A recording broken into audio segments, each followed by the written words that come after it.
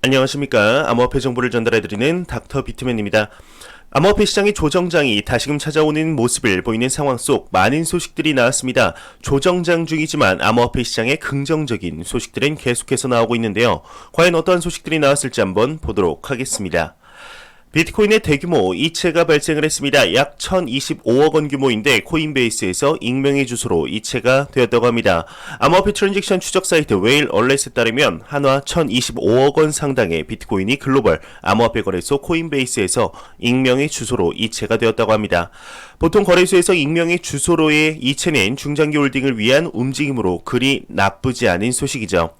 현재 비트코인이 전 고점이었던 2만 달러 돌파를 앞두고 몇 번의 저항이 있었지만 계속해서 좌절되며 18,000, 19,000달러대에서 횡보장이 지속이 되고 있는 가운데 비트코인의 방향이 어떠한 방향으로 움직이게 될지 투자자들 사이에서 의견이 갈리고 있다고 합니다. 이에 관한 내용이 나왔습니다. 같이 보도록 하겠습니다. 현재 시장이 냉각됨에 따라서 비트코인이 다음에 어디로 갈지에 대해서 의견이 분분하다고 합니다. 투자자들은 비트코인의 가격이 어떠한 방식으로 움직일 것인지 관심을 보이며 의견이 나눠지고 있다고 하는데요. 특히 선물 시장의 경우 비트코인의 방향성을 근거로 롱 포지션, 숏 포지션으로 나누어지기에 의견이 팽팽히 갈리고 있다고 합니다. 전반적으로 롱 포지션에 머물러 있다고 하는데 현재 비트코인의 가격이 많이 상승을 했다고 보는 의견들도 많은 것으로 나타났다고 하는데요. 자산이 과매수되고 있는지 과매도되고 있는지를 나타내기 위해 두 개의 서로 다른 이동평균을 보는 지수에서는 비트코인의 가격 하락을 이야기하고 있으며 비트코인이 버블에 빠져 있는지 척도를 나타내는 메이어 메이플이라는 지표에서는 현재 과도하게 부풀려 있지는 않지만 차트가 부풀려지는 상황으로 흘러들어가고 있다고 합니다. 현재 암호화폐 시장의 조정장이 길어지면서 많은 투자자분들이 지루해하는 상황이 연출이 되고 있는 것 같습니다. 하지만 매 영상 말씀드리지만 절대 지금 이 가격이 지루한 상황을 연출할 만큼 기나긴 횡보장이라고 생각이 되지 않습니다.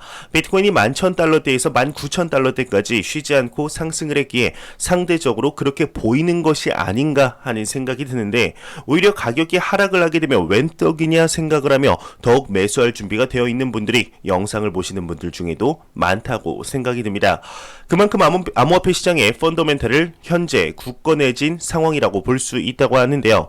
가격의 하락이 찾아오게 되면은 바잉 찬스라고 생각할 만큼 현재 펀더멘탈이 좋은 이유 중 하나가 19,000달러대까지의 상승이 기관 투자자와 고액 자산가들을 중심으로 상승했다는 것이 하나의 이유가 되지 않을까 싶은데 현재 조정장, 횡보장 속에서 대형 기관들은 계속해서 비트코인을 매집하고 있다고 합니다. 내용 보도록 하겠습니다.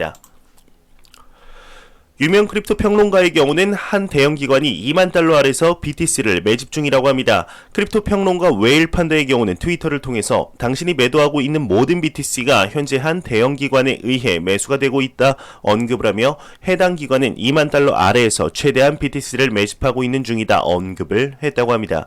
이에 대해서 암호화폐 투자 펀드 그레이스케일의 CEO 베리 실버트의 경우는 리트윗을 통해서 확인이라는 댓글을 썼다고 하는데 현재 조정장, 하락장 속에서도 현재 한 기관이라고 언급을 했지만 기관 투자자들과 고액 자산가들은 꾸준히 매집을 하고 있는 것이죠. 비트코인이 19,000달러가 되든 18,500달러가 되든 18,000달러가 되든 심지어 17,000, 16,000달러가 되든 미래 비트코인의 가치는 이보다 훨씬 높을 것을 알기에 꾸준히 사 모으는 것인데요. 암호화폐 시장이 현재 초기 시장이라는 것을 명확하게 알게 되면 지금의 가격 변동이 크게 의미가 없다는 것을 자연스럽게 알게 되지 않을까 생각이 듭니다.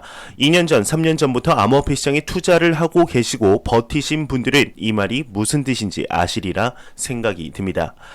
이러한 상황 속 현재 비트코인의 경우 신흥 디지털 자산, 디지털 골드로서 입지를 다져나가며 많은 인식의 변화가 이루어지고 있는 중입니다.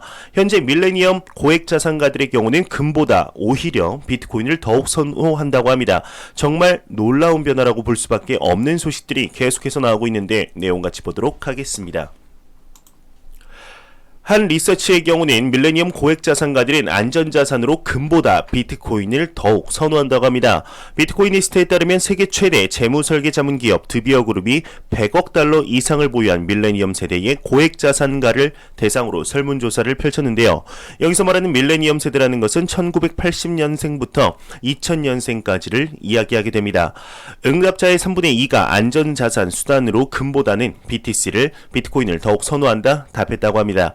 미디어의 경우는 밀레니엄 세대는 변화에 가장 쉽게 적응하는 집단으로 그만큼 주식, 금, 비트코인에 관심이 많다 언급을 하며 이들 집단이 금보다 비트코인을 더욱 가치 있게 본다는 건 의미 있는 결과이다 언급을 했다고 합니다. 현재 이러한 변화가 있다는 것이 놀라운 일인 것 같습니다. 공중파 방송의 기관 투자자들의 투자 통로로 불리우는 그레이스케일 또한 광고를 다시 게재를 했죠.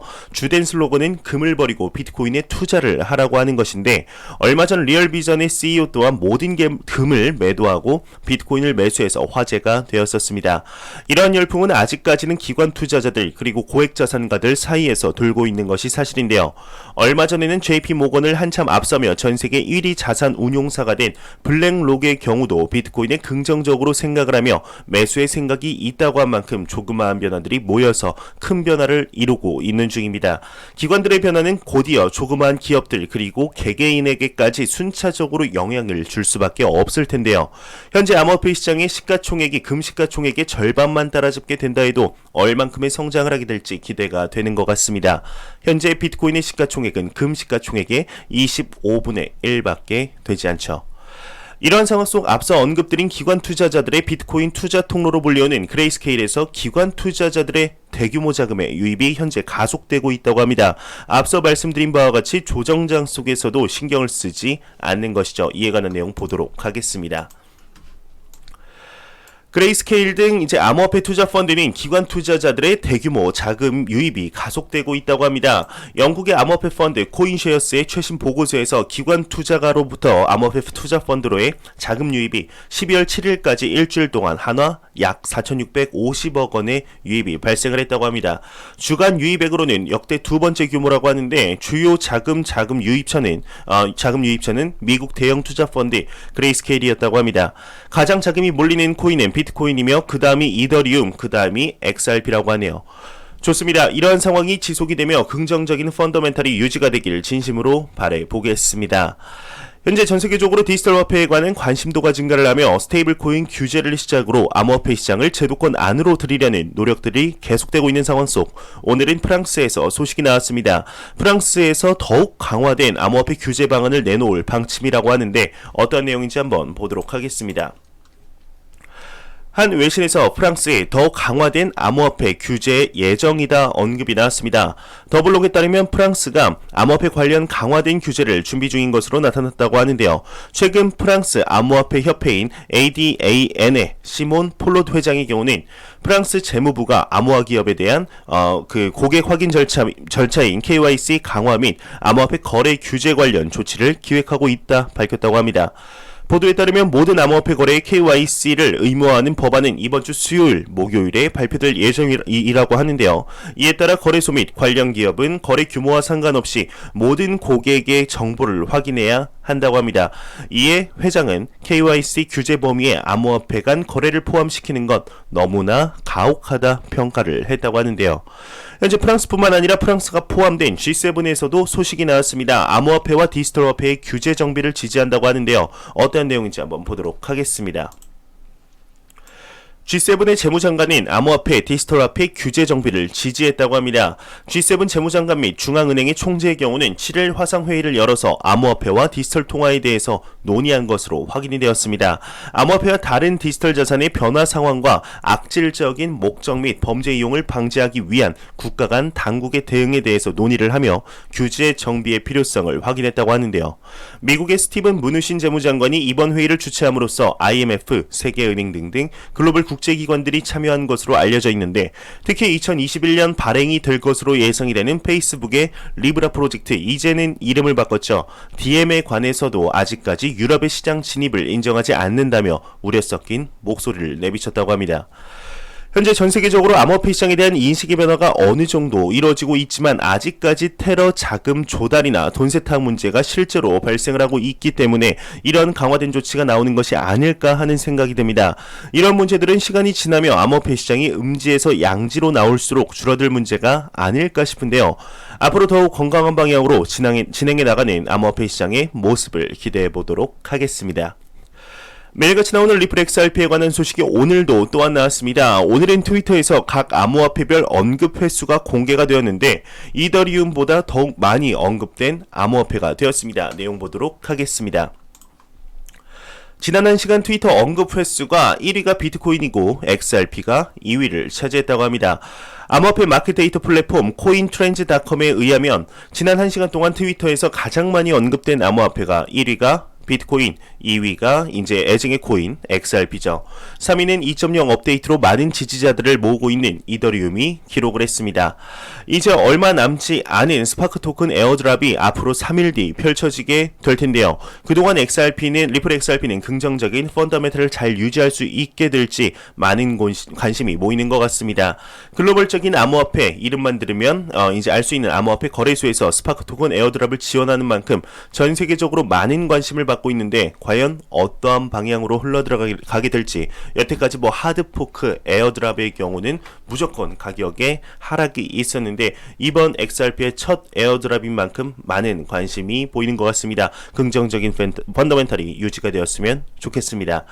제가 준비한 소식은 여기까지입니다. 영상이 도움이 되셨다면 구독과 좋아요 그리고 광고 한 편만 처음부터 끝까지 시청해 주시기 바랍니다. 이 채널은 오직 광고 수익으로 운영이 되게 됩니다. 항상 영상 시청해 주시는 시청자분들, 구독자분들 너무나 감사합니다. 저는 다음 영상으로 찾아뵙도록 하겠습니다. 지금까지 닥터 비트맨이었습니다. 감사합니다.